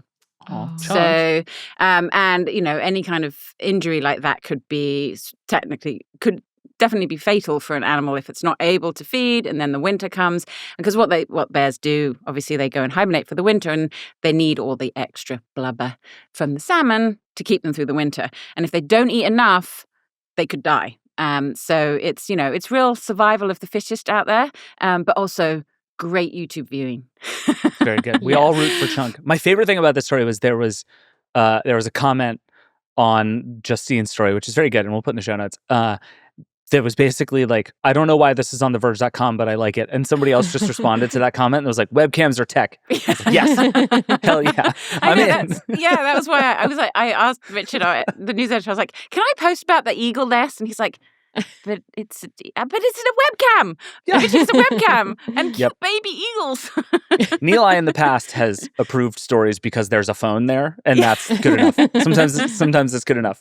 It's this the Verge. Is what tech we do whatever we want. This is the good stuff tech brings to us. 100%. I love it. I cannot recommend Chunk enough to everyone. Emma, what's your next one? Yeah. So my next one was that Waymo now supports YouTube Music, and I chose this because I got to go in a Waymo for the first time recently. You're just living in the future over here. You really are. Were there ads in the car? Like, I don't even remember that because I was too busy like staring at like the steering I hate wheel. about New York cabs, the ads. I can never turn them off. Yeah. They don't have ads in Waymos though. I don't remember. I'm sure they're coming if they don't yet. Exactly. How was your Waymo experience? Was it everything you dreamed of? It was actually like really cool. And I was just like, they integrated like Spotify earlier. Now it's YouTube Music. But I just wanted to like say that the music that you hear when you first like get into the Waymo, it's very like soothing. And it's like, I can't imagine like rocking out in there because I feel like you need the relaxing music. Is it like elevator music? Kind of. It's like lo-fi music. Like you just need that so you don't like freak out that nobody's driving the car. And like I feel like it's very relaxing because sometimes at one point like the Waymo was making a right turn and I was just like, holy crap, like I don't know what's gonna happen to me after this. But yeah, I feel like everybody I know who takes a Waymo describes their first experience as like, oh my god, I'm gonna die, I'm gonna die, I'm gonna die. And then by about the third one, you kind of just get used to it. Yeah, it's true. But yeah, I mean, I just think I could totally like see like how people do jam out in the Waymo because nobody's in the car and you can just like kind of party in there and go crazy. But I do like the relaxing music that they play by default. Yeah, I tend to agree that like it should probably not try to distract me with my favorite songs. But I also feel like, listen, Waymo and YouTube owned by the same company. Yes. And these people need to have a meeting with each other so that it knows when I get in the car and it plays the music that I like the second I step into the vehicle. This is the most obvious thing in the world and Google will never do it and I will just be angry about it forever. Yeah, I was abused at one of the comments on the quick post for this because somebody was like, of course, it's like the most Google thing ever to integrate their own service like after doing Spotify and iHeartRadio. Yeah, like, oh god. Every once a year, everyone who works for Google should be required to all meet each other. Like this. Yes. In a Google home. Exactly. All right, my next one is, I mean this sincerely, maybe the single most exciting product announcement for me personally that has happened this year, which is that Spotify will now let you exclude a single song from your algorithm and taste profile on Spotify. So recently, I have a 2.5-year-old who only wants to watch Toy Story 100% of the time. This morning, I'm pretty sure he faked sick for, I think, the first time ever because he wanted to stay home and watch TV. And I saw through him and he's not here. But anyway, his favorite song on earth is the third song from the Toy Story soundtrack, which is called I Will Go Sailing No More. And it's the one where Buzz finds out he's a toy and then tries to fly out the window and falls down. And Arthur, my son, likes to stand there with his Buzz and act out this whole thing as we play the song 700 times in a row. So all of this is to say, I Will Go Sailing No More is going to be the #1 song on my Spotify Wrapped this year. It's going to be the song all of my other recommendations are based on. I get Discover Weekly recommendations every week now by bands called like Fart Poo Poo Pee Pee. And like, it's just, this is my life now. And so the idea that I'm going to be able to go in and say, exclude this from my profile, this is not representative of my actual taste, is so exciting. And every other service needs to have this. Like if I watch a YouTube video that I don't want to influence the rest of my YouTube videos, I want to be able to be like, I didn't like that one. Pretend you never saw that I saw it. Like, I want that on every service. And it makes me so happy that it exists on Spotify. Oh, completely agree. I need it on Netflix because for some reason, even though my kids have their own profiles, my daughter loves to watch all her sort of anime, K-pop type movies and shows on my, and literally everything I have is Asian influenced for all of my watch list now. And it's like, some of it's great, but it's I also, give me a good CSI, come on. But yeah, I agree. I had the same issue with Spotify. I ended up having to get the separate accounts with the kids and spend the extra money. You get, that's in your future, David. I just want the button. I want one button that says, this is not the person I aspire to be. Take this out of my profile. And then I want another button that is like, I would like to be more like the person who watches and listens to this. Please show me more of these. Yes. Yeah, like when I come across like a gardening video on TikTok, I want a button that is like, hell yeah. More you know of what I mean? these, Like, yes. yeah, I want to be the person who watches this video. So show me more of this video. No, I agree. The opt-out button should be everywhere. Yeah. The I didn't watch this because I liked it. Please leave me alone with it button needs to exist everywhere. And I'm thrilled that it exists on Spotify. Jen, you're up last. What's your last thing? Yeah, just to bring it back full circle, I guess, to all the Amazon announcements. We didn't dive into this because there was a big surprise, actually. This was quite a big surprise for the Ring. Ring, the Amazon-owned video doorbell camera company. Jamie Siminoff, who has recently returned, came out on stage at the event and introduced a boatload of new cameras, 9 in total, all 2K and 4K, which they've never done before. So 4K is a huge jump. So, they're just leapfrogging the nest there, who just went to 2K. Now they've gone to 4K. There's a new Ring a Ring doorbell.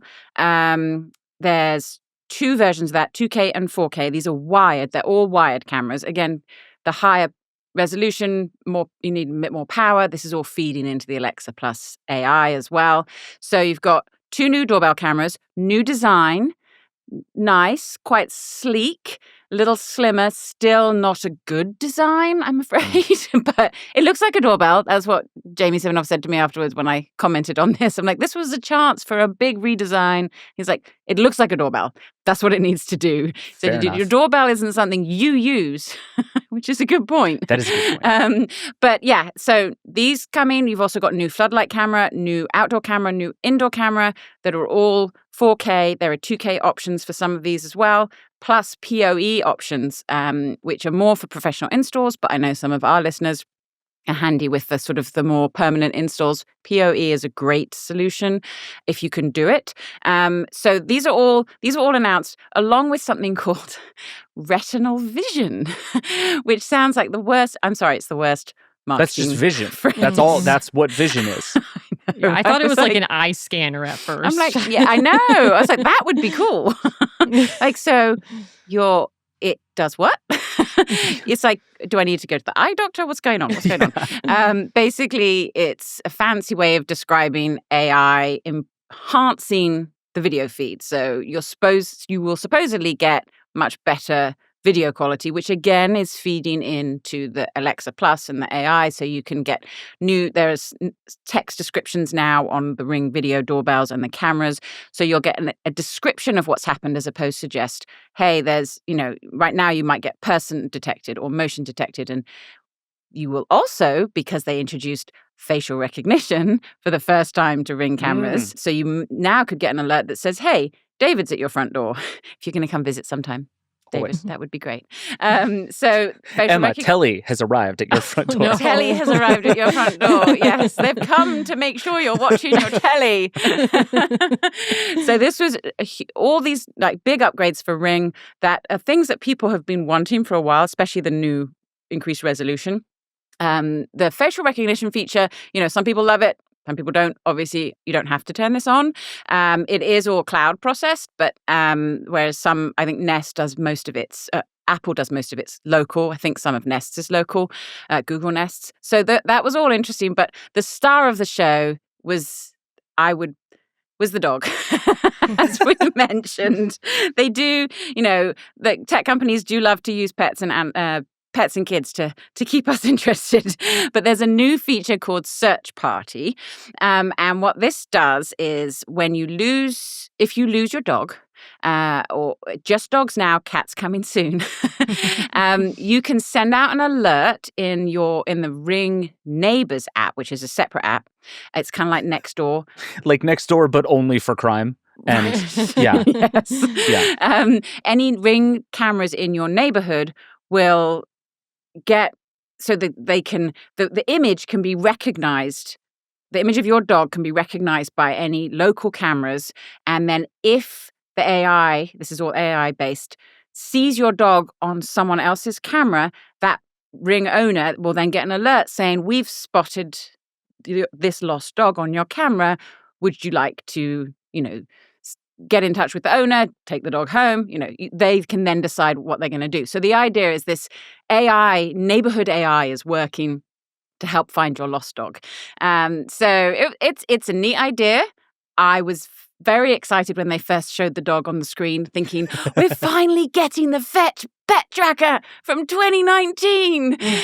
But no, this is far more technically advanced than just a little neat pet tracker, which was very cool because it was one of the first devices they announced for Sidewalk. What happened to Sidewalk? Like every time, like you say, all the rings will talk to each other, and I'm like, oh, didn't Amazon make a big splash about how it was going to connect all of its devices and build a whole new internet out of all of your connect? Is this that?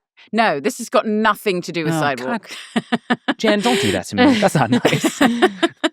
I know. I think Sidewalk is a really interesting idea, and that's why I was excited about this pet tracker from 6 years ago. I was excited 6 years ago, making that clear, because I've used a lot of pet trackers, and they use GPS or cellular, which where I live, both of which are very unreliable and also expensive. Whereas the idea of Sidewalk is it's a free, low power local network that uses already existing infrastructure, all those many, many millions of Echo devices out there. But nothing has really come of developing products for Sidewalk. There are a few that came out, but you don't really hear much about them. Ring never did its pet tracker. I asked Jamie about the pet tracker, and he said, it was something they wanted to do, but he said, this is easier in many ways because it's very hard to get 100% penetration on pets, pet trackers. Whereas, we have a lot of Ring doorbells already out there, and this only works on outdoor cameras, obviously.